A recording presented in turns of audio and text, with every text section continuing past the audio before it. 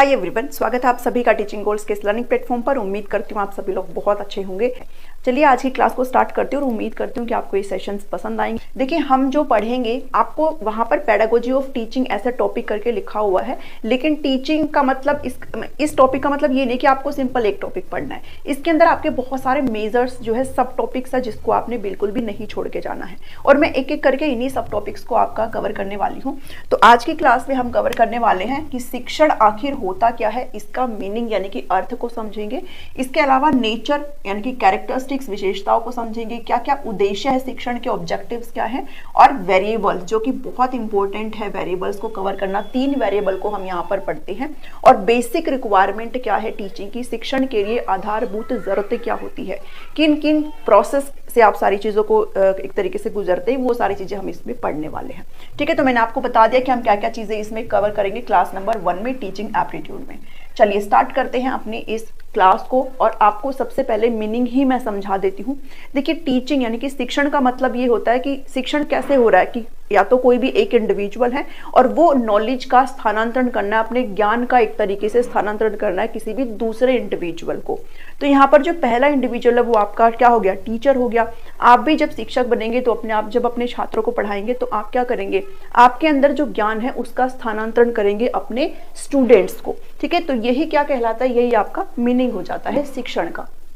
Act of imparting knowledge, ज्ञान का स्थानांतरण टीचर से उसके स्टूडेंट्स की तरफ, स्किल्स यानी कि कौशलों का स्थानांतरण, और वैल्यूज यानी कि मूल्यों का स्थानांतरण किससे, टीचर से और स्टूडेंट की तरफ। ठीक है, तो इसके बहुत सारे डेफिनेशंस हो जाते हैं, बस आपको बेसिक इन चीज़ों को समझना है कि क्या है act of imparting knowledge, skills and values. ठीक है, बेसिकली हम अपने एक्सपीरियंस जो है, हमारा जो अनुभव है, हम उसको क्या करते हैं, इंप्लीमेंट करते हैं और बच्चों को चीज़ें इफेक्टिव तरीके से समझाने की कोशिश करते हैं, और यही प्रक्रिया आपकी क्या कहलाती है, ये आपकी शिक्षण कहलाती है।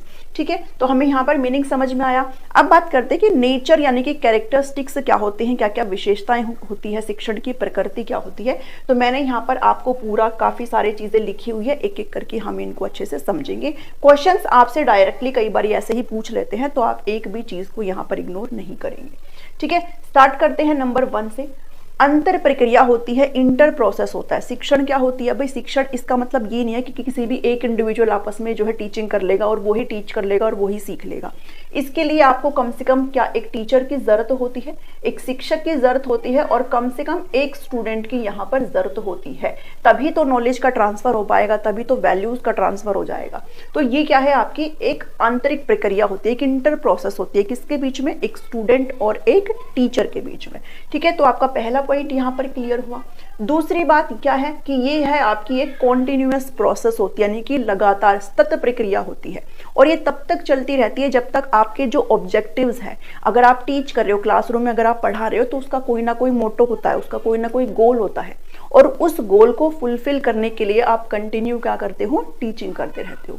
ठीक है, तो आपका जो शिक्षण है वो सतत प्रक्रिया में चलता रहेगा। कब तक, जब तक आपका जो एजुकेशनल ऑब्जेक्टिव्स है, जो आप जो गोल लेकर के चले हैं, उस गोल को आप जब तक कि प्राप्त ना कर ले, तो आपकी क्या है, ये कंटिन्यूअस प्रोसेस रहती है। थर्ड चीज है कि आपकी जो टीचिंग है वो क्या है, उद्देश्यपूर्ण होती है, पर्पसफुल होता है। ऐसा नहीं होता कि मैं यहाँ पर अगर आज आपको पढ़ा रही हूँ तो उसका कोई उद्देश्य नहीं, मैं ऐसे ही नहीं पढ़ा रही हूँ। मेरा उद्देश्य है कि आपको ये टॉपिक अच्छे से समझ में आ जाए, तभी मैं आपको टीचिंग यहाँ पर कर रही हूँ। ठीक है, आप क्लासरूम में अपने बच्चों को पढ़ाओगे, कोई भी अगर आप टॉपिक पढ़ा रहे हो, तो आपका एक पर्पस है, आपका एक उद्देश्य है, आपका एक ऑब्जेक्टिव है कि आप बच्चों को उस चीज के प्रति ज्ञान जो है एक तरीके से देना चाहते हैं। तो टीचिंग क्या होती है, पर्पसफुल होती है, हम एवं ही नहीं पढ़ाने लग जाते, उसके पीछे एक रीजन होता है। ठीक है, नेक्स्ट क्या है कि जो टीचिंग होती है वो कॉम्प्लेक्स प्रोसेस होती है, यानी कि जटिल प्रक्रिया होती है। कॉम्प्लेक्स का मतलब ये है कि आप सारी चीजों की प्लानिंग करते हो। अगर आप कोई टॉपिक करवाने वाले हो तो पहले आप उसकी प्लानिंग करते हो, आप उसको कैसे प्रेजेंट करेंगे। आपकी क्लास में बहुत सारे जो डिफरेंट इंडिविजुअल नीड्स वाले बच्चे हैं, हर बच्चे के लिए आप कैसे कैसे चीजों को समझाएंगे। अगर आपके बच्चों को समझ में नहीं आ रहा है तो आप कौन सा अलग अल्टरनेटिव मेथड यूज करेंगे ताकि उनको समझ में आ जाए। तो टीचिंग क्या है, आपकी एक जटिल प्रक्रिया है, एक इजी प्रोसेस नहीं है। अगर किसी भी एक बच्चे को दिक्कत आ रही है तो आपको अपनी टीचिंग मेथड्स में सुधार लाना होगा, उसमें बदलाव लाना होगा, असेसमेंट करना होगा। ठीक है, इवैल्यूएशन की प्रक्रिया होती है। तो ये क्या है, आपकी एक कॉम्प्लेक्स प्रोसेस यहाँ पर शिक्षण कहलाता है। नेक्स्ट है 5 नंबर का कि टीचिंग जो है वो प्लान्ड भी होती है और अनप्लान्ड भी होती है। हमेशा जरूरी नहीं है कि आप सारी चीजें प्लानिंग के तहत ही करते हो, आप सारा जो शिक्षण है वो प्लानिंग के तहत ही कर रहे हो। आप क्लासरूम में जो कुछ भी पढ़ा रहे हो बच्चों को वो आपका प्लानिंग हो सकता है, लेकिन बहुत सारी ऐसी चीजें होती है जो अनप्लान्ड भी होती है। जैसे आपका जो हिडन करिकुलम होता है वो आपका अनप्लान्ड होता है। लाइक बच्चों को अगर आप डिसिप्लिन सिखा रहे हो, उनको अगर मोरल वैल्यूज सिखा रहे हो, तो ये आपके प्लानिंग नहीं होती है। वो सारी चीजें क्या है, वो आपकी अनप्लान्ड होती है। तो जरूरी नहीं है कि शिक्षण आपका प्लान हो, वो आपका अनप्लान्ड भी हो सकता है। ठीक है, नेक्स्ट चीज पर बढ़ते हैं कि आपका जो शिक्षण है, टीचिंग है, वो डायनामिक भी होती है और रिफ्लेक्टिव भी होती है। डायनामिक का मतलब ये होता है कि वो गतिशील होती है, मतलब एक जैसी नहीं होती है। आप हमेशा शिक्षण हर बच्चे के लिए एक जैसा इस्तेमाल करो, आप हर बच्चे के लिए एक ही टीचिंग मेथड का अगर इस्तेमाल कर रहे हो तो ऐसा जरूरी नहीं है कि सभी बच्चों को एक ही मेथड से समझ में आ रहा हो। आपको अपने मेथड्स में सुधार भी लाना होगा, उसको मॉडिफाई भी करना होगा, अलग अलग चीज़ों का इस्तेमाल करना होगा, अलग अलग एक्टिविटीज़ का इस्तेमाल करना होगा। तो आपकी जो टीचिंग है वो कैसी होती है, वो डायनेमिक होती है, एक जैसी नहीं होती, स्टैटिक नहीं होती। ठीक है, स्थिर नहीं होती। आप हर बच्चे के लिए एक ही मेथड का इस्तेमाल नहीं करते हो। उसके अलावा आपकी जो टीचिंग है वो रिफ्लेक्टिव भी होती है। रिफ्लेक्टिव का मतलब क्या होता है कि आप जो पढ़ा रहे हो बच्चे उसमें कितना कर पा रहे हैं। अगर बच्चों में कोई दिक्कत आ रही है तो आप अपने जो टीचिंग है उसको रिफ्लेक्ट कर रहे हो कि मेरे को इसमें ये सुधार लाने की जरूरत है। बच्चों को तब समझ में आएगा। अब बच्चों को नहीं समझ में आ रहा है तो मैं अगर इसमें ऐसे सुधार लाता हूँ या लाती हूँ तो बच्चों को समझ में आएगा। तो आप अपने खुद के शिक्षण में भी झांक के देख सकते हो। रिफ्लेक्टिव का मतलब ये होता है कि आपको ये पता चल जाता है कि आप जिस तरीके से पढ़ा रहे हैं वो सही है कि नहीं है, आपको क्या और उसमें मॉडिफिकेशन करने की जरूरत है।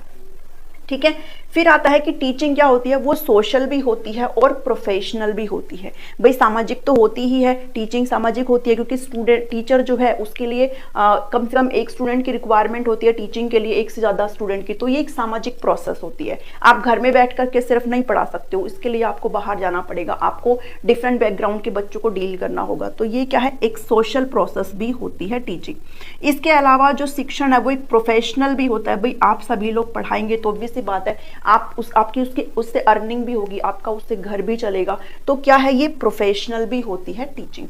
ठीक है, नेक्स्ट की बात करें तो जो टीचिंग है वो आपका आर्टिस्टिक और साइंटिफिक होता है, यानी कि एक कला भी है शिक्षण और आपका एक क्या है, वैज्ञानिक मेथड भी आपका ये कहलाता है। जैसे आप प्लानिंग कर रहे हो, आप सारी एक्टिविटीज को परफॉर्म कर रहे हो, आप कैसे इवैल्यूएशन करोगे, कैसे बच्चों का मूल्यांकन करेंगे, सारी चीजें वो सब क्या है, वो सब आपका साइंटिफिक पार्ट है।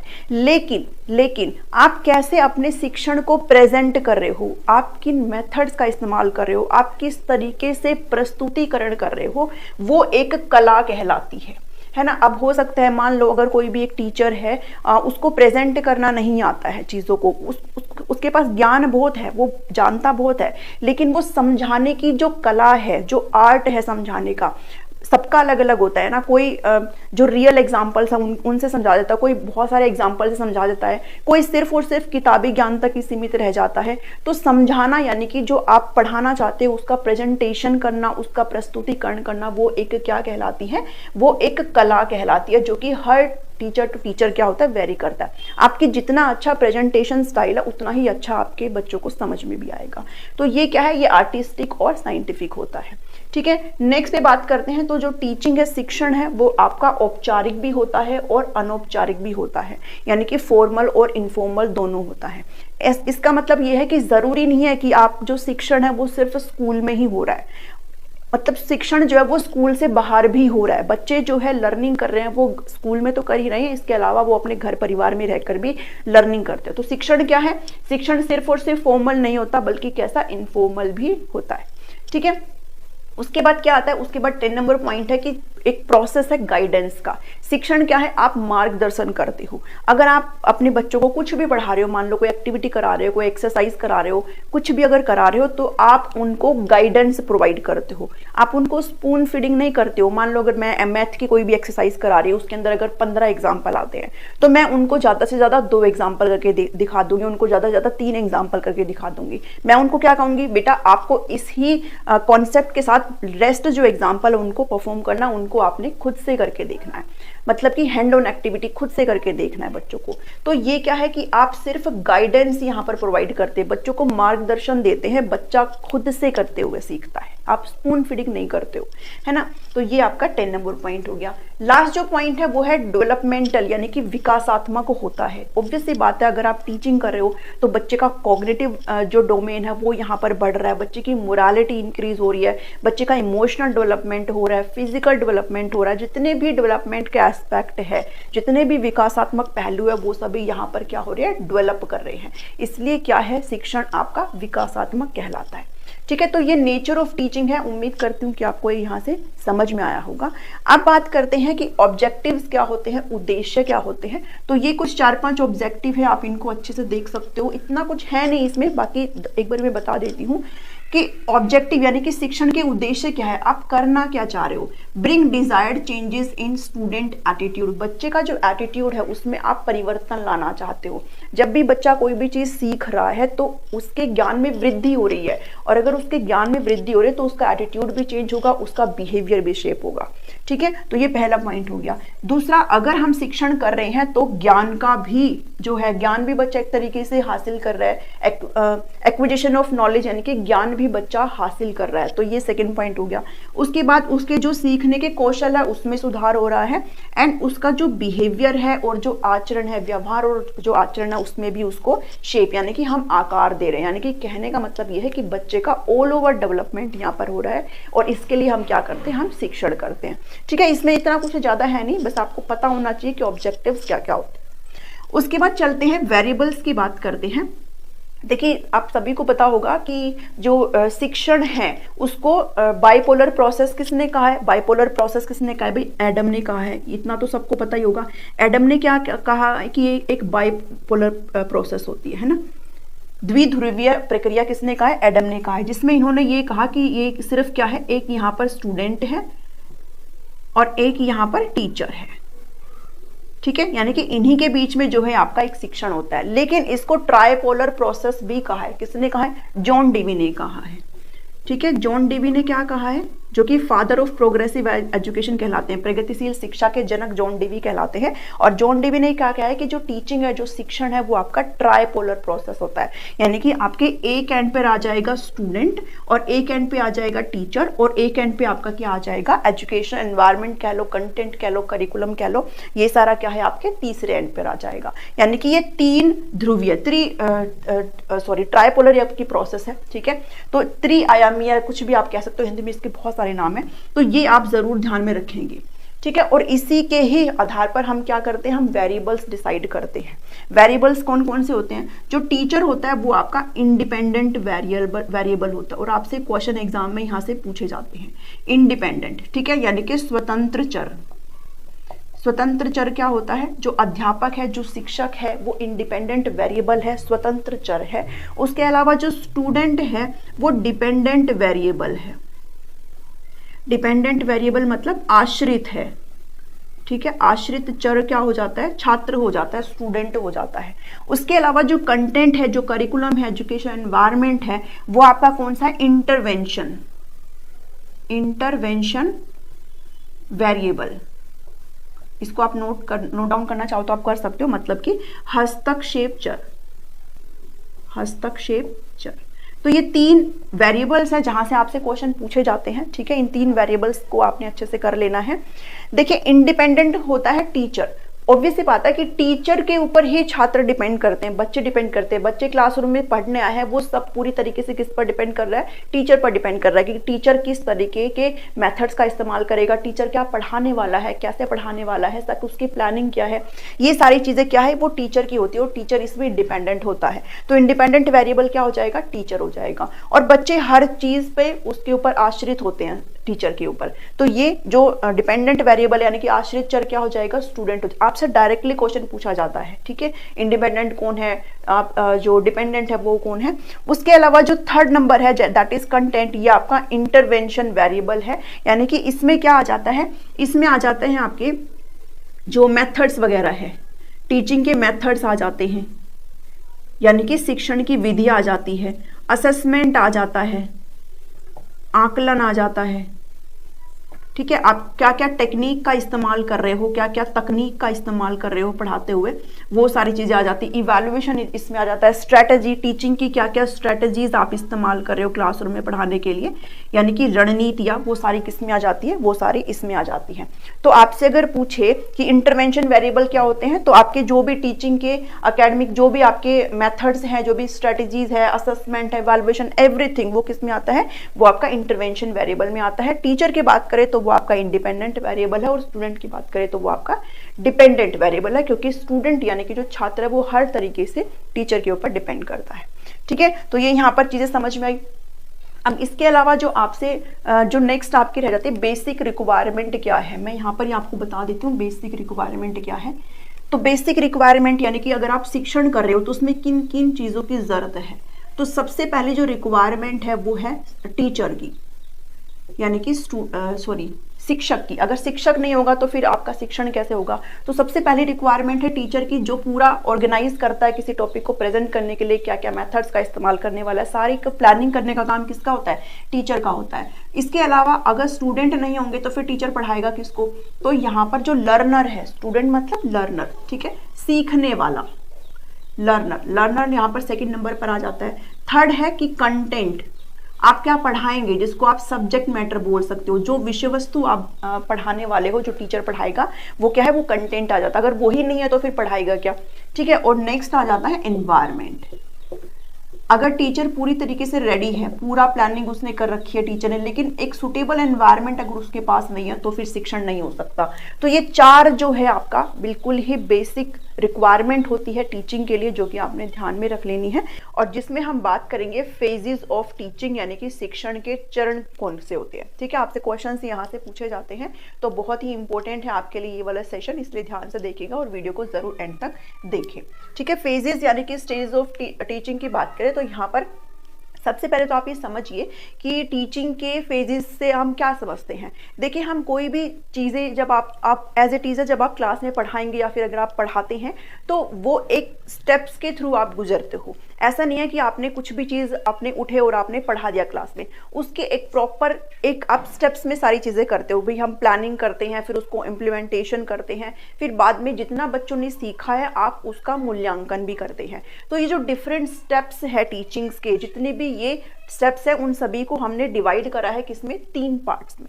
ठीक है, देखो फेजेस ऑफ स्टेजेस आपके 3 पार्ट में डिवाइड हो जाते हैं। सबसे पहला जो आपका फेज है वो है प्री एक्टिव स्टेज, जिसको हम पूर्व क्रिया जो है चरण जिसको बोलते हैं, ये सबसे पहली आपकी है स्टेज। सेकेंड स्टेज है इंटरैक्टिव स्टेज, जिसको हम अंत्य क्रिया या फिर संवादात्मक चरण इसको बोलते हैं। एंड थर्ड है पोस्ट एक्टिव यानी कि उत्तर क्रिया चरण इसको हम बोलते हैं। ठीक है, तो यहाँ पर आपको ये चीज समझनी है कि जब हम शिक्षण करते हैं तो शिक्षण की जो कंप्लीट प्रोसेस है वो इन 3 पार्ट्स में आपकी डिवाइड हो जाती है।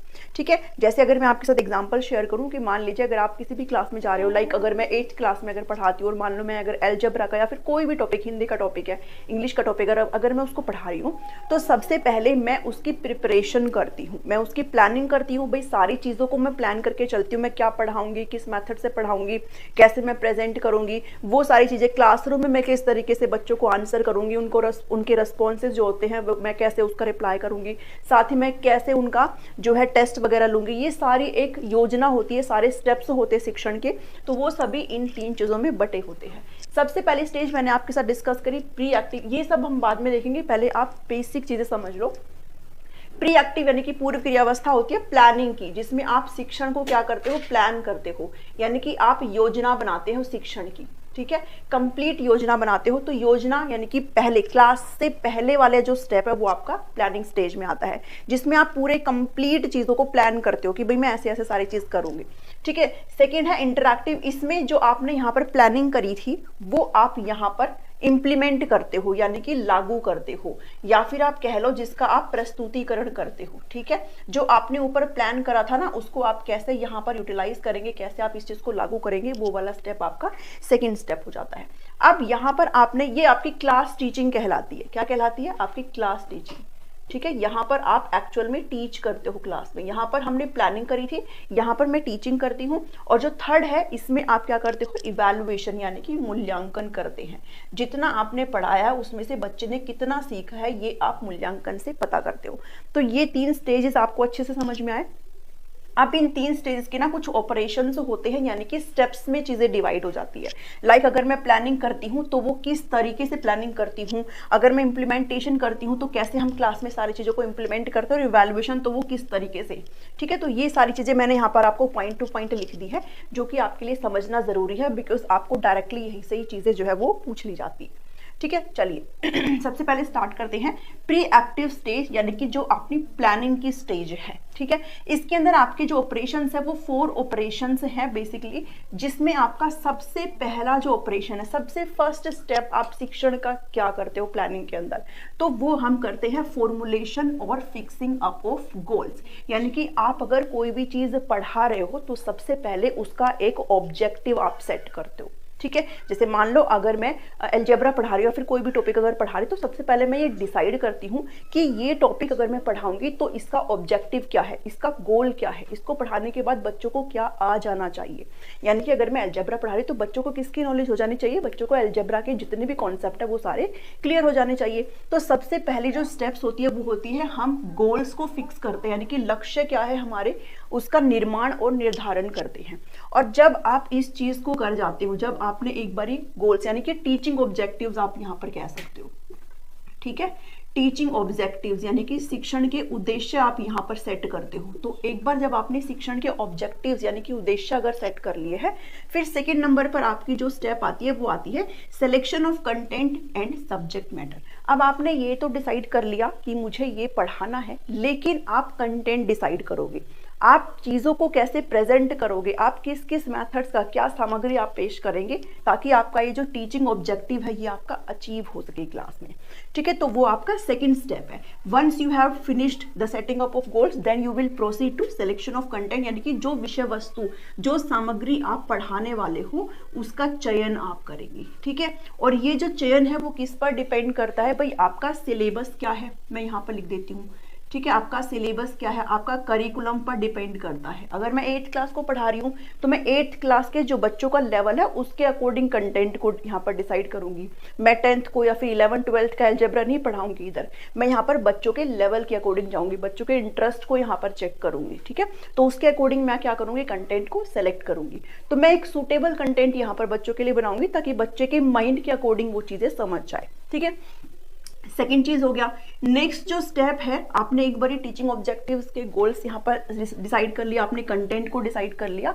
अब यहाँ पर जो थर्ड स्टेप आ जाता है इसका फर्स्ट स्टेज का, वो है implementation of ideas and style of teaching. यानी कि अगर मान लो मेरे पास बहुत सारा कंटेंट है, मेरे पास सारी चीजें हैं, लेकिन मैं उसको एक लॉजिकल ऑर्डर में प्रेजेंट नहीं कर रही हूँ बच्चों के सामने, या फिर मेरा जो टीचिंग का स्टाइल है, मेरा जो प्रेजेंट करने का तरीका वो अगर अच्छा नहीं है, तो कितना मर्जी आपका कंटेंट अच्छा हो वो बच्चों को डिलीवर नहीं हो पाएगा। आप जिस उद्देश्य के साथ बच्चों को पढ़ा रहे हो वो आपका उद्देश्य फुलफिल नहीं हो पाएगा। तो अगर आपके पास कंटेंट है तो आप अपने जो कंटेंट है उसको आप लॉजिकल ऑर्डर में प्रेजेंट करेंगे। ठीक है, लॉजिकल ऑर्डर यानी कि तार्किक क्रम में आपको वो कंटेंट जो है प्रेजेंट करना है, ताकि बच्चों की जो लर्निंग है वो इफेक्टिव तरीके से हो सके। ठीक है, यानी कि पॉजिटिव ट्रांसफर ऑफ लर्निंग हो। हमने ट्रांसफर ऑफ लर्निंग पढ़ा होगा ना आप सभी ने, तो पॉजिटिव ट्रांसफर ऑफ लर्निंग हो, किसी भी तरीके कोई भी बाधा ना आए उस चीज में। ठीक है, तो आपको ऐसे सभी कंटेंट्स को क्या करना है, अरेंज करना है लॉजिकल ऑर्डर में। इसके साथ साथ आपकी स्टाइल क्या है टीचिंग की, आपकी शिक्षण की शैली क्या है, आप किस तरीके से प्रेजेंट कर रहे हो, वो भी यहाँ पर मैटर करती है। तो एक टीचर, एक अच्छा टीचर यहाँ पर ये भी देखता है कि कंटेंट अगर मेरे पास है तो मैं उसको किस अच्छी तरीके से प्रेजेंट करूँ। लाइक अगर मैं आपके साथ अगर अपना ये डिस्कस करूँ, तो इस क्लास को यहाँ पर जो मैं ये क्लास आपके लिए रिकॉर्ड कर रही हूँ, यहाँ पर इससे पहले मैंने सारी प्लानिंग करी है कि मैंने सारी चीज़ें आपके लिए पढ़ी है, फिर मैं यहाँ पर कैसे इस चीज़ को प्रेजेंट कर रही हूँ ये मैटर करता है। अगर मान लो मैं यहाँ पर सिंपल लिख दूँ कि ये फेज है, ये आपका प्री एक्टिव है, ये इंटरएक्टिव और ये पोस्ट एक्टिव है, मैं ये सारी चीज़ें आपके लिए लिखूँ ही ना, और सिर्फ मैं आपको ये बता दूं कि भाई यहाँ पर होती है प्लानिंग, यहाँ पर होता है आपका जो आप क्लासरूम में टीच करते हो वो होता है, और ये आपका इवैल्यूएशन है, दैट्स इट। अगर मैं यहाँ तक छोड़ दूं तो क्या आप क्वेश्चन बना पाएंगे? फिर अगर आपसे यहाँ से क्वेश्चन पूछ लिए तो आप बना पाएंगे? आप नहीं बना पाएंगे। इसलिए कैसे हम प्रेजेंट कर रहे हैं, कैसे हम अपने कंटेंट को प्रस्तुत कर रहे हैं बच्चों के सामने, वो भी यहाँ पर मैटर करता है। ठीक है, तो यहाँ पर अरेंजमेंट ऑफ आइडियाज और स्टाइल ऑफ टीचिंग क्या है आपकी थर्ड स्टेप हो जाती है। And then the last step जो है आपका वो है टीचिंग स्ट्रेटजीज, यानी कि आप अगर पढ़ाए, आप पूरा सेट हो, आपने ऑब्जेक्टिव्स को फॉर्मुलेट कर लिया है, आपने कंटेंट को डिसाइड कर लिया, आपने अपनी स्टाइल्स जो है टीचिंग की पेश करने की वो भी बढ़िया तरीके से कर ली है। अब आप किन मेथड्स का इस्तेमाल करेंगे? ठीक है, आप टीचिंग के कौन से एड्स का इस्तेमाल करेंगे, कौन सी तकनीक का इस्तेमाल करेंगे, कौन से मेथड्स का इस्तेमाल करेंगे, आप रियलिस्टिक इन चीज़ों का इस्तेमाल करेंगे क्लासरूम में, ताकि बच्चों को चीज़ें अच्छे से डिसाइड हो जाए। ये हम यहीं पर प्लानिंग स्टेज के अंदर ही हम इस चीज़ को प्लान कर लेते हैं। ठीक है, इसके अलावा हम इवैल्यूएशन भी यहीं पर ही प्लान कर लेते हैं कि अगर बच्चे का मैंने मूल्यांकन करना है तो मैं कैसे मूल्यांकन करूंगी, किस तकनीक का इस्तेमाल करूंगी, मैं उनसे किस प्रकार के प्रश्न पूछूंगी, वो सारी चीज़ें किसका हिस्सा हो जाती है? वो आपकी प्लानिंग का हिस्सा हो जाती है। ठीक है, इतना यहाँ से समझ में आया कि अभी ये क्लासरूम में चीज़ें नहीं हो रही है, क्लासरूम से पहले है। ठीक है, प्री क्लासरूम, ये सारी चीजें क्या है? क्लासरूम से पहले है। यहाँ पर जो सारा रोल है वो किसका है? वो एक शिक्षक का है, यानी एक टीचर का रोल है। ठीक है, इतना यहाँ से समझ में आया। अब बढ़ चलते हैं नेक्स्ट स्टेज की तरफ, जो कि है आपका सेकेंड नंबर का। ये आपके प्री क्लासरूम से पहले की पूरी प्लानिंग हो चुकी है। अब जो हमने यहाँ पर प्लान किया है उसको लागू करने का टाइम है यहाँ पर, कि अब इन सारी चीजों को क्लासरूम के अंदर क्या करेंगे? लागू करेंगे। तो ये आपका टीचिंग फेज है। ठीक है, आप इसको क्या बोलेंगे? ये आपका टीचिंग फेज है, यानी कि शिक्षण का चरण है। इसके साथ साथ ये आपका इंटरैक्टिव फेज भी है। ठीक है, इंटरैक्टिव फेज किसके बीच में? टीचर के बीच में और स्टूडेंट के बीच में इंटरेक्शन भी यहाँ पर होती है। भाई अगर आप पढ़ाएंगे तो ऑब्वियस सी बात है, आप अपने बच्चों को पढ़ाएंगे तो आपका और आपके बच्चों का क्या हो रहा है? इंटरेक्शन हो रहा है। ठीक है, जो कि आपका वर्बल और नॉन वर्बल दोनों हो सकता है। ठीक है, तो ये इंटरैक्टिव फेज है, यहाँ पर आपकी एक्चुअल टीचिंग हो रही है। ठीक है, तो सेकंड में आपको अब इसके ऑपरेशंस क्या है? इसके 3 ऑपरेशंस है यहाँ पर जिनको हमने समझना है। सबसे पहली चीज है आपका क्या? सेटिंग अप द क्लास, यानी कि क्लास को जब एक टीचर क्लासरूम में जाएगा तो सबसे पहले उसका काम क्या है? वो सिर्फ जाते ही साथ बुक नहीं उठा करके बैठ जाएगा। एक जो आइडियल टीचर होता है उसका सबसे पहला क्या हो जाता है कि वो अपने क्लासरूम को चेक करता है। वो जैसे ही क्लासरूम में गया वो देखता है अपने क्लासरूम का साइज। भाई मान लो आपकी किसी के क्लासरूम में मान लो 15 बच्चे हैं और किसी के क्लासरूम में मान लो 60 बच्चे हैं, तो डिपेंड करता है ना, आपको उसी तरीके से प्रिपेयर रहना पड़ेगा, आपको उसी तरीके से, बिकॉज आपके लिए हर एक बच्चा मायने रखता है। तो आपके क्लासरूम का साइज आपको यहाँ पर चेक करना है। ठीक है, मैं यहाँ पर लिख देती हूँ साइज ऑफ द क्लासरूम। ठीक है, आपके बच्चों का मूड, भाई मूड ऑफ द लर्नर भी यहाँ पर मैटर करता है, भाई वो पढ़ने में इंटरेस्ट है कि नहीं इंटरेस्ट करते हैं। ठीक है, क्लासरूम का साइज आप देखेंगे, मूड चेक करेंगे। ठीक है, तो ये सारे, इसके साथ साथ आपकी क्लास में बहुत सारे ऐसे बच्चे होते हैं, आपको पता होना चाहिए कौन सा बच्चा स्लो लर्नर है, कौन सा बच्चा आपका सुपीरियर है, किसको अच्छे से समझ में आता है। तो ये सारी चीजें भी एक टीचर को पता होनी चाहिए। ठीक है, तो यहाँ पर आप ऐसे भी लिख सकते हो भाई स्लो लर्नर वगैरह सारी चीजें। तो ये क्या है? सबसे पहली चीज क्या करेगा क्लासरूम में जाती है teacher? Setting up the class, यानी कि क्लासरूम के साइज वगैरह को चेक करेगा। अब यहाँ पर ये साइज वगैरह चेक कर ली, सब कुछ चीजें देख लिया। नेक्स्ट स्टेप पे जब हम बढ़ते हैं तो हम क्या करेंगे? एक टीचर क्या करेगा? लर्नर को डायग्नोज करने का काम करेगा। ठीक है, यानी कि जो शिक्षार्थी हैं उनको निदान करने का काम करेगा। हिंदी में मैंने लिखा नहीं है तो आप लिख सकते हो अगर आप नोट्स बना रहे हो तो। ठीक है, इसमें क्या करेगा टीचर? क्या करेगा? बच्चों का इंटरेस्ट चेक करेगा, बच्चों की रुचि क्या है उसको चेक करेगा, बच्चे की जिस कंटेंट को आपने प्रेजेंट करना उसकी प्रीवियस नॉलेज को चेक करने का काम करेगा, बच्चे का पूर्व ज्ञान क्या है उस बारे में, आप कोई भी टॉपिक अगर डिलीवर कर रहे हो तो उसके बारे में बच्चे की जानकारी क्या है वो सारे चेक करने का यहाँ पर काम करेगा। ठीक है, जो बच्चा है उसका एजुकेशनल बैकग्राउंड कैसा है ये सारा चेक करने का काम यहाँ पर टीचर के द्वारा करा जाएगा। ठीक है, तो ये आपका सेकंड हो गया। अब यहाँ पर लर्नर का डायग्नोसिस भी हो गया है। अब आपकी आती है किसकी? पढ़ाई की बारी, यानी कि यहाँ पर आपकी एक्चुअल टीचिंग हो रही है। ठीक है, एक्चुअल टीचिंग यानी कि वास्तविक जो शिक्षण है वो आपका कहाँ पर हो रहा है? इसमें हो रहा है, इस स्टेप में, एक्शन और रिएक्शन में। एक्शन और रिएक्शन मतलब यहाँ पर आपका एक्चुअल इंटरेक्शन होता है। क्या होता है? एक्चुअल इंटरेक्शन होता है किसके बीच में? टीचर के बीच में और स्टूडेंट के बीच में। बिकॉज अगर मैं एक टीचर हूँ, मान लो मैं क्लासरूम में पढ़ा रही हूँ, तो यहाँ पर मैं जो पढ़ाऊंगी, मैं जो एक्शन करूंगी, उसका रिस्पॉन्स बच्चों की तरफ से आएगा। बच्चे अगर कोई भी चीज पूछ रहे हैं तो आप उसका रिस्पॉन्स करेंगे। तो एक्शन और जो रिएक्शन है वो वाली स्टेज आपकी कौन सी है? एक्चुअल टीचिंग की है, जहां पर आपका एक्चुअल इंटरेक्शन होता है। ठीक है, अब ये आपका 3 तरीके से कैटेगराइज है। कैसे? सबसे पहले है आपका सिलेक्शन ऑफ स्टिमुलस, यानी कि जो स्टिमुलस क्या होता है भाई? स्टिमुलस वो होता है जिसके प्रति जो बच्चे हैं वो क्या करेंगे? बिहेव करेंगे, है ना। उद्दीपक जिसको हिंदी में बोलते हैं। तो उद्दीपक का चयन, उद्दीपक का प्रस्तुतिकरण और उसके बाद फीडबैक और रीइंफोर्समेंट, ये तीनों चीजें क्या हैं इसको समझेंगे। यहां पर सिलेक्शन ऑफ स्टिमुलस का मतलब ये है कि अगर मान लो आप बच्चे को पढ़ा रहे हो, अगर आप बच्चे से कोई क्वेश्चन पूछ रहे हो, कुछ भी कर रहे हो, तो एज ए टीचर आपको ये पता होना चाहिए कि मैं किस प्रकार के स्टिमुलस को यहाँ पर सेलेक्ट करूं, चयन करूं, ताकि बच्चे उसमें इंटरेस्ट दिखाएं और बच्चे अपना फीडबैक भी दें।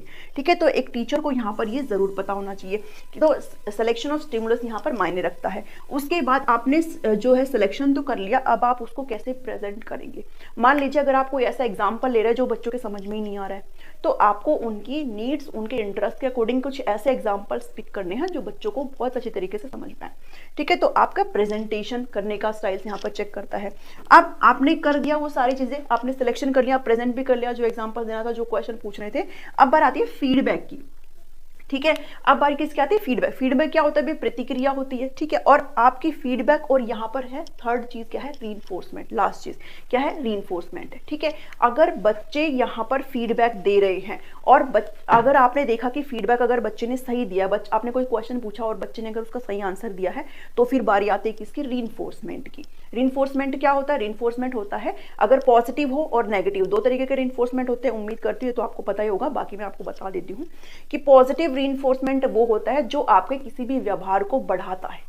अगर आपने कोई भी व्यवहार दिखाया, मान लीजिए मैंने क्वेश्चन पूछा आपसे, आपने रिप्लाई दिया, अगर मुझे वो क्वेश्चन सेटिस्फेक्शन लगता है तो मैं आपको शाबाशी दूंगी, आपको वेरी गुड बोल सकती हूँ क्लास में बच्चों को। तो इससे क्या होगा? बच्चे और भी ज्यादा मोटिवेट होंगे और उस चीज को और भी, उस व्यवहार को रिपीट करेंगे। लेकिन अगर बच्चे अगर गलत आंसर करते हैं तो मैं उनको डांट सकती हूँ, मैं उनको स्कोल्ड कर सकती हूँ। तो ये क्या है? ये नेगेटिव रीइंफोर्समेंट है, और वो इसलिए किया जाता है कि जिस व्यवहार को बच्चे दिखा रहे हैं वो उसको अब रिपीट ना करें। ठीक है, तो ये सारी चीजें किसमें आती है? वो आती है आपके रीइंफोर्समेंट में। तो ये पूरा क्लासरूम का हो गया, पूरी चीजें हमने प्लानिंग कर ली सबसे पहले कंटेंट की। अब हमने वो सारी चीजें यहाँ पर प्रस्तुत कर दी है सेकेंड स्टेज में। अब लास्ट स्टेज आती है, दैट इज पोस्ट एक्टिव, जिसको आप इवैल्यूएशन स्टेज बोलते हो। अभी तक आपने जो प्लान किया था, जो आपने क्लासरूम में पढ़ाया है, उसकी अब बारी है परखने की कि अब बच्चों ने कितना यहाँ पर सीखा है। वो हम कैसे करते हैं? इवैल्यूएशन से करते हैं। इसके भी आपके 3 स्टेजेस हैं। सबसे पहले है determining the exact dimension of behavioural change. इसको आपको हो सकता है यहाँ समझ में आए, मैं आपको समझाती हूँ कि आप जिस बिहेवियर की आशा कर रहे हो बच्चे के अंदर, मान लीजिए मैं अलजेब्रा पढ़ा रही हूँ और अलजेब्रा पढ़ने के बाद अगर बच्चे ने अलजेब्रा पढ़ लिया तो वो उससे रिलेटेड क्वेश्चंस बना पाएगा।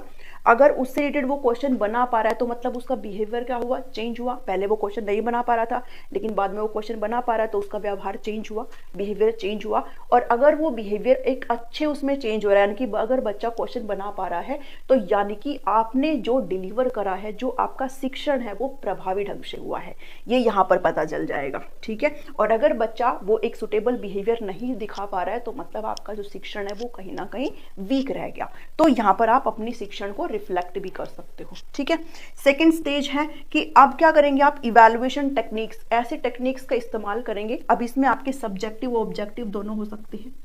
ठीक है, सब्जेक्टिव एंड ऑब्जेक्टिव दोनों हो सकते हैं। आप यस और नो से भी पूछ सकते हो, आप ट्रू फॉल्स से भी क्वेश्चंस जो है पूछ सकते हो, आप वन वर्ड से पूछ सकते हो, आप जो है सब्जेक्टिव यानी कि आप लेंथी क्वेश्चंस के फॉर्म में भी पूछ सकते हो। वो आपकी मर्जी है, जो कि आपने प्लानिंग में करा था। ठीक है, तो ये इवैल्यूएशन के कौन कौन से तकनीक आप इस्तेमाल करते हो। नेक्स्ट है चेंजिंग स्ट्रेटेजीज ऑफ टीचिंग। अब आपने इवैल्यूएशन कर लिया, इवैल्यूएशन करने के बाद आपको ये पता चल गया कि किन बच्चों को अच्छे से समझ में आया है और किन बच्चों को अच्छे से समझ में नहीं आया है। तो उसके बेस पे आप अपने स्ट्रेटजीज में क्या लाएंगे? बदलाव लाएंगे। ठीक है, ऑब्वियसली बात है, बच्चों की तो गलती होती नहीं है। गलती अगर आपको अपने टीचिंग मेथड्स में यहाँ पर सुधार करना होता है तो बच्चों ने क्या परफॉर्म किया है उसके बेस पर आप अपने स्ट्रेटजीज में चेंज लाएंगे। ये आपका थर्ड स्टेज है। ठीक है, उम्मीद करती हूँ आपको तीनों स्टेज यहाँ पर समझ में आए होंगे। फर्स्ट स्टेज है प्लानिंग, जिसमें आप पूरा प्लान करते हो चीज़ों को। दूसरा है इम्प्लीमेंटेशन, जिसमें आप सारी चीज़ों को लागू करते हो। एंड थर्ड स्टेज है जिसमें आप इवैल्यूएट करते हो और साथ साथ अपनी जो टीचिंग स्ट्रेटेजीज है उसमें सुधार लाने की कोशिश करते हैं, यानी कि आप इसको बोल सकते हो रिफ्लेक्शन। ठीक है, थर्ड जो है आपकी रिफ्लेक्शन की स्टेज है। रिफ्लेक्शन किसका? आपके खुद के शिक्षण को आप रिफ्लेक्ट करते हो कि कितना सही जा रहा है, कितना नहीं, कितना उसमें बदलाव की जरूरत है। उम्मीद करती हूँ आपको एक क्लास समझ में आई होगी। अगर अच्छा लगी है तो इसको जरूर लाइक कर, शेयर करें और टीचिंग गोल्स को सब्सक्राइब करना बिल्कुल भी ना भूलें। तो आज के इस क्लास में टीचिंग का ही टॉपिक है, जो हमारा लर्निंग टीचिंग चला हुआ है, शिक्षण अधिगम चला हुआ है, इसको और आगे बढ़ाएंगे। और आज जो हम पढ़ेंगे वो हम पढ़ेंगे लेवल्स ऑफ टीचिंग, यानी कि शिक्षण के स्तर। 3 स्तर की हम यहाँ पर बात करते हैं और एक एक करके तीनों को आपने अच्छे से समझना है।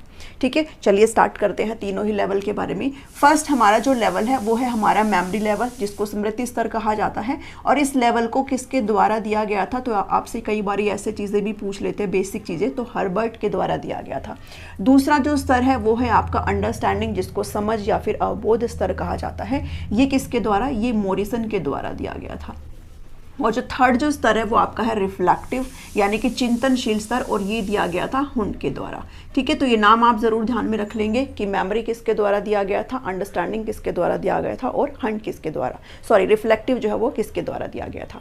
इसके अलावा एक इन्फॉर्मेशन और है, अगर आप चैनल पर नए हैं तो मैं आपको इन्फॉर्म कर दूँ कि रात को 9 बजे हम इनसे रिलेटेड क्वेश्चन यहाँ पर डिस्कस करते हैं। तो आज रात को भी इस लेवल्स ऑफ टीचिंग से रिलेटेड आपको MCQs देखने को मिलेंगे, जो कि लाइव होते हैं। तो आप उन सेशन को जरूर अटेंड करा करें। डेली होता है, चैनल को आप सब्सक्राइब कर लीजिए और आप टेलीग्राम पर भी जुड़ सकते हो। सारी इन्फॉर्मेशन मैं वहां पर डालती हूँ चैनल से रिलेटेड, क्लासेस से रिलेटेड।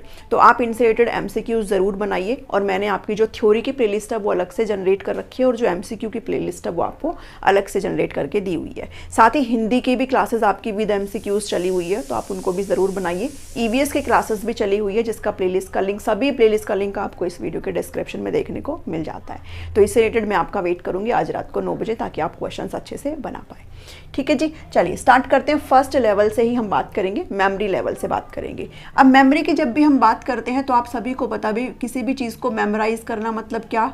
आप उस चीज़ को क्या करते हो? याद करते हो। ठीक है, याद करना कहा जाता है। और जब भी हम टीचिंग की बात करते हैं, जब भी हम लर्निंग की बात करें, तो मेमोराइज करना मतलब जब आप कंसेप्ट को समझ नहीं रहे हो, आप उसकी गहराई में नहीं जा रहे हो, बल्कि आप डाटा को सिर्फ कलेक्ट कर रहे हो, सिर्फ और सिर्फ आप उसको याद कर रहे हो, उसको आप क्रैम कर रहे हो। ठीक है, तो आप ध्यान में रखेंगे, इसमें कुछ टर्म्स हैं जिनको आप ध्यान में रख लेना। मेमोराइजेशन, क्रैमिंग और रोट लर्निंग। मेमोरी लेवल के अंदर हम क्या करते हैं? बच्चा इसमें मेमोराइज करता है, जो तथ्य है, जो फैक्ट है, जो डाटा है, उसको क्रैम करता है, उसको रटता है। तीनों का ही मतलब क्या है? रटना होता है।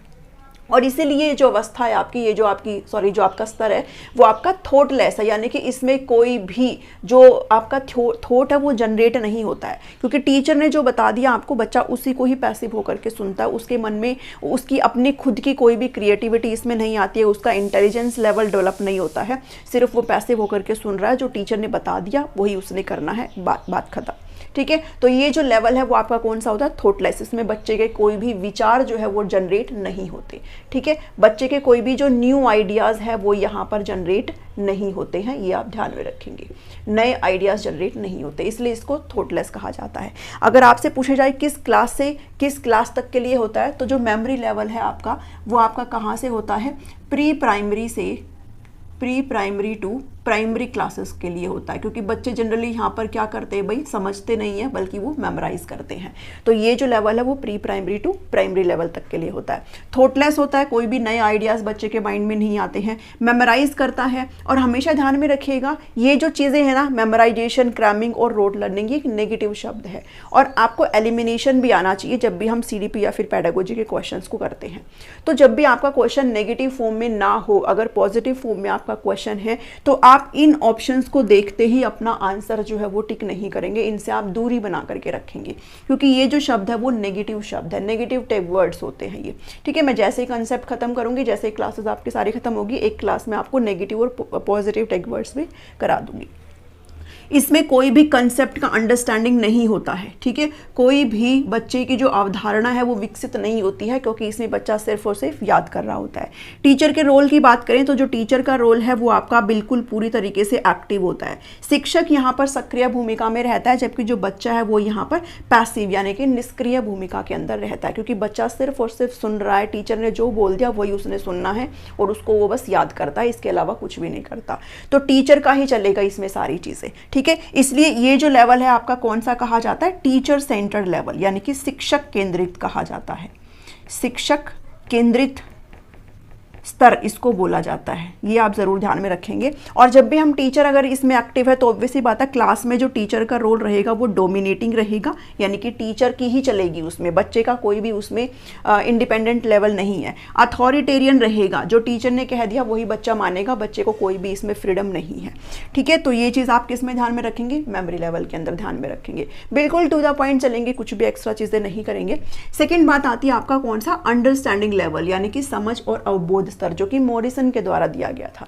अब नाम से ही आपको क्लियर है, अंडरस्टैंडिंग यानी कि बच्चा इसमें समझ रहा है, बच्चा यहाँ पर कंसेप्ट की डीप मीनिंग को अच्छे से समझ रहा है, आइडियाज जनरेट कर रहा है, उसकी जो नॉलेज है वो एनहांस हो रही है, ठीक है। तो ये ध्यान में रखिए, इसमें बच्चा रट रहा था, जबकि इसमें क्या करेगा बच्चा, कंसेप्ट की अंडरस्टैंडिंग करेगा, बच्चा उसको समझेगा, जो कंसेप्ट उसके सामने प्रेजेंट करा जा रहा है टीचर के द्वारा उसको समझने का काम बच्चा यहाँ पर करेगा, ठीक है। तो ये जो आपका लेवल है वो कौन सा रहेगा, थॉटफुल, यानी कि विचारशील हो गए, जो नए आइडियाज है बच्चे के वो यहाँ पर जनरेट होंगे, ठीक है जी, नए आइडियाज यहाँ पर जनरेट होंगे। और जब भी अंडरस्टैंडिंग की बात करते हैं तो क्या अंडरस्टैंड करेगा बच्चा, जो कंसेप्ट है उसके मीनिंग को अंडरस्टैंड करेगा। भाई कोई भी चीज़ बच्चा अगर टीचर पढ़ा रहा है बच्चे को तो बच्चा उसके अर्थ को समझेगा, उसकी गहराई में जाएगा, उसमें जो आइडिया है भाई जो विचार उसमें है वो सारी चीज़ें वो समझने की कोशिश करेगा।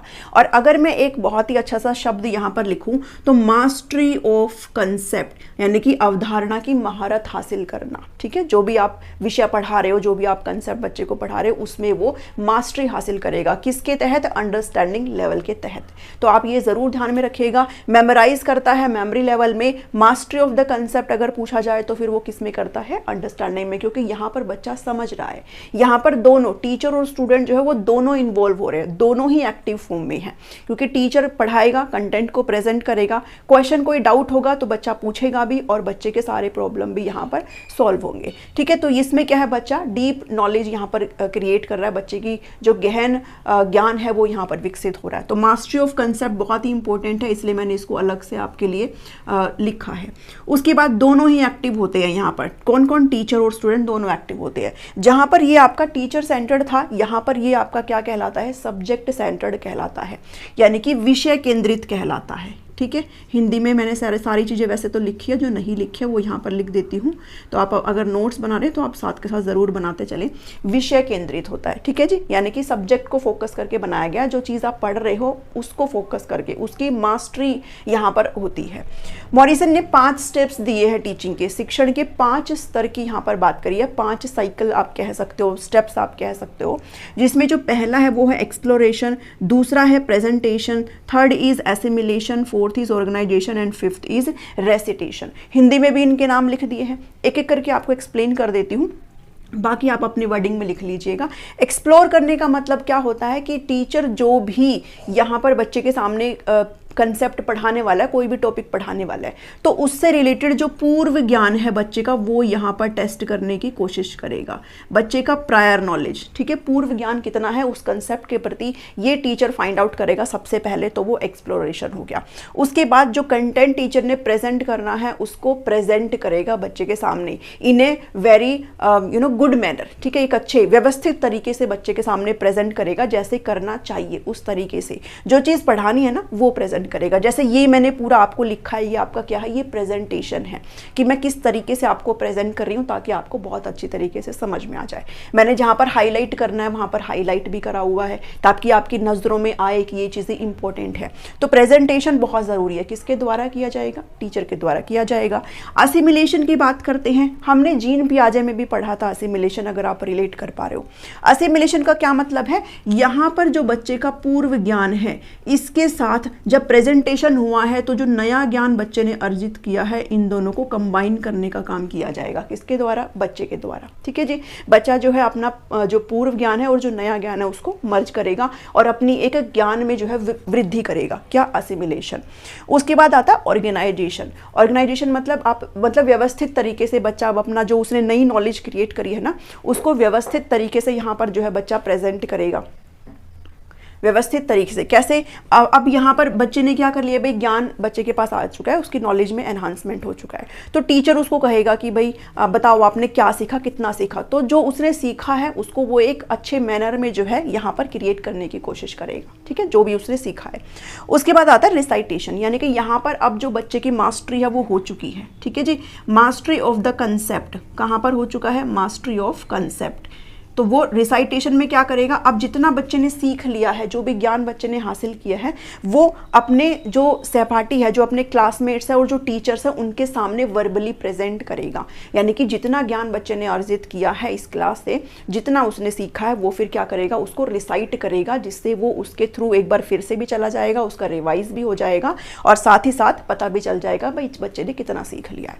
ठीक है जी, तो ये ध्यान में रखेंगे। एक्सप्लोर, बच्चे का पूर्व ज्ञान। प्रेजेंटेशन, कंटेंट को प्रेजेंट करना टीचर के द्वारा। असिमिलेशन, पूर्व ज्ञान नए ज्ञान को मर्ज कर देना और एक अपने ज्ञान में वृद्धि कर लेना। उसके बाद जो डाटा बच्चे ने पढ़ा उसको ऑर्गेनाइज करना बहुत ही सही तरीके से। और रिसाइटेशन मतलब जो उसने पढ़ा है उसको टीचर्स और स्टूडेंट्स के सामने प्रेजेंट करना, तो वो क्या है? रिसाइटेशन है।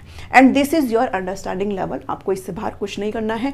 Third one is reflective, that is चिंतनशील, और ये आपका मोस्ट थॉटफुल होता है। ठीक है, मोस्ट थॉटफुल यानी कि उच्च विचारशील होता है, क्योंकि यहाँ पर बिल्कुल थॉटलेस था, सिर्फ रट रहा था। यहाँ पर समझ आ रही है मतलब थॉटफुल है, मतलब विचार अच्छे क्रिएट हो रहे बच्चे के। लेकिन रिफ्लेक्टिव का जब भी हम मतलब निकालते हैं चिंतनशील, तो यहाँ पर जो है बच्चे के जो प्रॉब्लम्स हैं वो सॉल्व किए जाते हैं और बच्चा अपनी लर्निंग में खुद रिफ्लेक्ट करके देखता है, खुद से झांक के देखता है कि वो कितना सीख रहा है और कहाँ उसके लर्निंग गैप्स हुए हैं। ठीक है, तो ये आपका सबसे ज़्यादा उच्च विचारशील आपकी ये स्टेज होती है, तो ये लेवल होता है, तो इसको ज़रूर ध्यान में रखेंगे। हंट के द्वारा ये दिया गया था। अब इसके अंदर ना दोनों ही आ जाते हैं, मेमोरी लेवल भी और आपका अंडरस्टैंडिंग लेवल भी। रिफ्लेक्टिव के अंदर दोनों काउंट होते हैं, आपका मेमोरी लेवल भी और अंडरस्टैंडिंग भी, क्योंकि आप रिफ्लेक्ट जब करेंगे जब आपके दिमाग में कुछ डाटा होगा और आप उसको समझ के रखे होंगे, तभी तो आप रिफ्लेक्ट करेंगे ना। तो MLT और ULT दोनों आते हैं इसमें। यहाँ पर ध्यान में रखिएगा, जो आपका MLT है, मेमोरी लेवल टीचिंग है, वो एक प्री रिक्वेसाइट है। प्री रिक्वेसाइट, अब प्री रिक्वेसाइट मतलब एक पूर्व कंडीशन है कि भाई ये इसके अंदर आना ही आना चाहिए, जब भी आपका अंडरस्टैंडिंग होगा। ये आप एक लाइन और ज़रूर ऐड कर लीजिएगा कि अंडरस्टैंडिंग लेवल के लिए प्री रिक्वेसाइट क्या है, यानी कि पूर्व शर्त क्या है। तो MLT होना एक पूर्व शर्त है, और आपकी जो रिफ्लेक्टिव है इसके अंदर आपका MLT और ULT दोनों आता है। ठीक है जी, तो मैंने ये समझा दिया आपको क्या है ये। इसके अलावा जो इंपॉर्टेंट चीज़ है, जैसे यहाँ पर सब्जेक्ट की मास्टरी कर रहे थे, यहाँ पर हम क्रैमिंग कर रहे थे, वैसे ही यहाँ पर बहुत इंपॉर्टेंट है आपका जो प्रॉब्लम सेंट्रिक अप्रोच होता है। यानी कि जो समस्या आ रही है, जो भी प्रॉब्लम बच्चे को फेस कर रहा है, पहले टीचर उसको डायग्नोस करता है, उसका डायग्नोस होगा। ठीक है, डायग्नोस मतलब निदानात्मक, कि भाई पता लगाएंगे कहाँ बच्चे को दिक्कत आ रही है। और जब पता लगा लेंगे, जब आपको परेशानी पता चल जाएगी, तो फिर रिमीडियल टीचिंग यहाँ पर किया जाता है। रिमीडियल टीचिंग मतलब उपचारात्मक शिक्षण, हिंदी में लिख लीजिएगा, यहाँ पर जगह नहीं है। उपचारात्मक शिक्षण किया जाता है ताकि बच्चे की सारी प्रॉब्लम्स को सॉल्व किया जाए। ठीक है जी, तो इसलिए ये आपका मोस्ट थॉटफुल है, जो भी समस्या है बच्चे की वो यहाँ पर सॉल्व हो जाती है।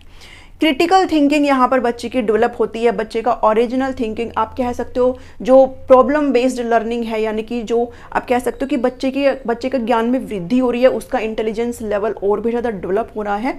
और जब भी बात करते हैं क्रिटिकल थिंकिंग की, तो क्रिटिकल थिंकिंग आप ऐसे समझ सकते हो कि आपकी खुद की लर्निंग में ही आप झांकते हो। आप जब किसी भी चीज़ को समझ पाते हैं तो आप उसकी जैसे आलोचना करना बोलते हैं ना, किसको बोलते हैं, तो ऐसे ये आलोचनात्मक थिंकिंग है। और आलोचनात्मक थिंकिंग आप जब भी करेंगे जब आप खुद उस चीज़ को अच्छे से जान पाएंगे, जब आप खुद उस कंसेप्ट को अच्छे से पढ़ पाते होंगे, तभी आप उसके बारे में कर पाएंगे। तो यहाँ पर जो है आलोचनात्मक जो चिंतन है बच्चे का डेवलप होता है। स्वचिंतन बच्चे का यहाँ पर डेवलप होता है। ठीक है, बच्चे का डिसीजन मेकिंग यहाँ पर डेवलप होता है। आप यहाँ पर लिख सकते हो डिसीजन मेकिंग यहाँ पर बच्चे का डेवलप होता है, यानी कि बच्चा जो है खुद से अपने डिसीजन वाली प्रक्रिया वो कर सकता है। रोल की बात करें तो स्टूडेंट यहाँ पर पूरी तरीके से एक्टिव रोल में रहेगा, टीचर यहाँ पर पैसिव रोल में रहेगा। रोल भी आपको ध्यान में रखना है। और जैसे ये आपका टीचर सेंटर्ड था, ये हमारा सब्जेक्ट सेंटर्ड था, ये मेरा कौन सा सेंटर्ड रहेगा, ये मेरा शिक्षार्थी केंद्रित आ जाएगा, ये लेवल शिक्षार्थी केंद्रित। ठीक है जी, ये आप ज़रूर ध्यान में रखेंगे। तो तीनों लेवल मैंने आपके साथ डिस्कस कर लिए हैं। आई होप कि अब आपको इसमें कोई भी डाउट नहीं रहेगा। रात को 9 बजे लाइव होगा। एक चीज़ और यहाँ पर रहती है, एक और लेवल हम यहाँ पर बात करते हैं, जो कि बात करते हैं ऑटोनोमस लेवल। और उस लेवल को भी आप थोड़ा सा देख लो, क्योंकि वो बाद में आया था, जिसको बिगी ने यहाँ पर दिया था। मैं कहाँ पर लिखूँ, यहाँ पर लिख देती हूँ। ठीक है, एक लेवल और है जिसको हम पहले नंबर पर रखते हैं। जब भी हम वैसे तो नॉर्मल बात करते हैं तो 3 ही लेवल है, पहला मेमोरी, दूसरा अंडरस्टैंडिंग यूएलटी और थर्ड हमारा रिफ्लेक्टिव होता है। लेकिन जब मैं ऑटोनोमस लेवल की यहाँ पर बात करती हूँ, ऑटोनोमस लेवल की बात करती हूँ, जो कि हमारा किसके द्वारा दिया गया था, मोरिस एल बिगी के द्वारा दिया गया था। ठीक है, BIGGI, मोरिस एल बिगी के द्वारा दिया गया था। अगर मैं इसको समझाऊं तो इसको ये ध्यान में रखिएगा कि बच्चे जो है अपनी सेल्फ लर्निंग यहाँ पर करते हैं, सेल्फ लर्निंग। ठीक है, स्व अधिगम, यानी कि खुद से बच्चे यहाँ पर लर्निंग करते हैं, तो वो हमारा ऑटोनोमिस में चला जाता है। टीचर का कोई भी रोल नहीं है, कोई भी इंटरफेरेंस नहीं है टीचर का इसमें, बस आप इतना यहाँ पर ध्यान में रखिएगा। तो जब भी कोई रोल नहीं है, बच्चा अगर सेल्फ लर्निंग करना सीख रहा है तो मतलब वो खुद को इंडिपेंडेंट बनाने की कोशिश कर रहा है। तो इंडिपेंडेंट किस में बनाएगा बच्चा, जब वो ऑटोनॉमस लर्निंग करेगा। ठीक है, तो ये जो है बाद में आया था, जिसको पहले नंबर पर रखा गया था। अगर चारों की बात करूँ तो पहले पे ऑटोनॉमस हो जाएगा, दूसरे पे मेमोरी, थर्ड पे अंडरस्टैंडिंग और फोर्थ पे मेरा रिफ्लेक्टिव चला जाएगा। ऑल्दो आपको इतना इस पर ध्यान नहीं देना है। अगर 3 की बात करें तो आपको ये 3 ही ज़रूरी जो है वो ध्यान में रखनी है। ठीक है जी, उम्मीद करती हूँ कि आपको ये सेशन अच्छा लगा होगा। पसंद आया है तो इसको लाइक, शेयर और चैनल को सब्सक्राइब ज़रूर कर दीजिएगा। सभी प्लेलिस्ट का लिंक आपको वीडियो के डिस्क्रिप्शन में देखने को मिल जाता है। और आज रात को इससे रिलेटेड MCQs भी डिस्कस करेंगे। और उन सभी प्लेलिस्ट को आपने सीरीज़ से देखना स्टार्ट करना, अगर आप नए हैं। और जो ऑलरेडी देख रहे हैं तो उनको तो पता ही है। फीडबैक आप यहाँ पर दे सकते हो, कैसे लगती हैं आपको ये क्लासेस। मिलती हूँ नेक्स्ट वीडियो में। Thank you, thanks for watching me.